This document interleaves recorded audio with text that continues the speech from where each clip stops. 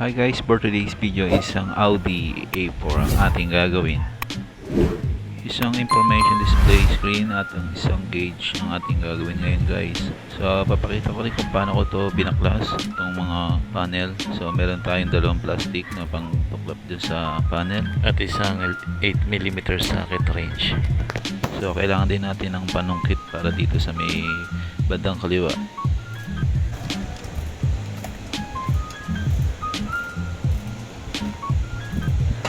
Ito guys, napaklas ko na to. Pinapakita ko lang kung paano ko ito kinalas. Step by step lang para masundan nyo. Medyo ingat lang sa paghata kasi may socket na maliit dyan sa may aircon vent. Next naman natin yung nasa ibabaw ng steering wheel, yung cover na yan. So hatakin lang yan, puro mga clip lang yan. Medyo may pagka matigas lang siya. Then next naman natin itong sa gitna dito sa may information display. So lahat naman siya ay clip, wala siyang mga tornilyo. Ang may tornilyo lang dito is yung mismong unit. Ayan, tanggalin nyo lang ulit yung socket na yan.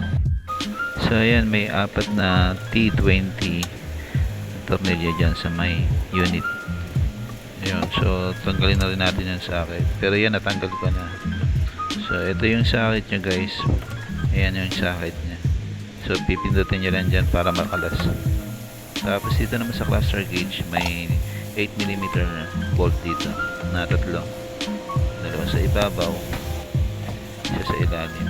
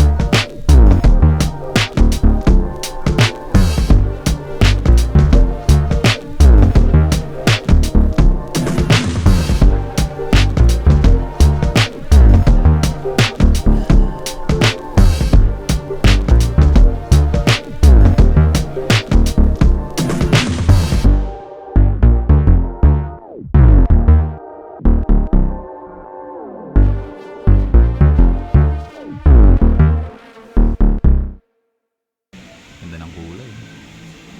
Pangit lang sa pundo.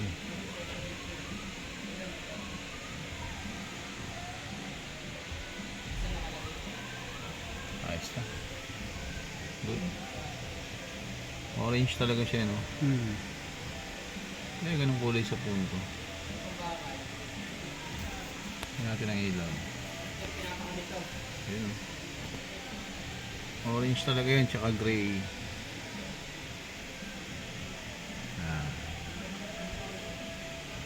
Ayos. Gauge na lang.